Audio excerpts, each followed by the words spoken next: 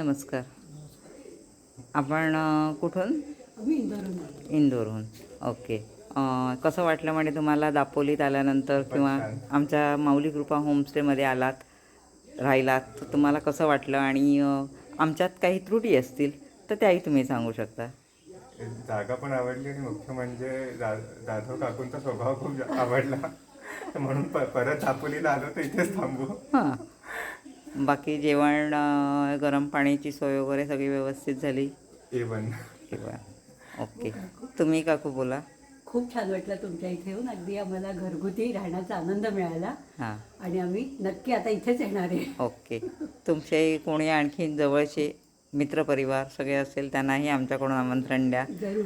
आणि तुमचे ड्रायव्हर काका? खूप बरं. छान. ड्रायव्हरची सुद्धा व्यवस्था खूप छान आहे. हां.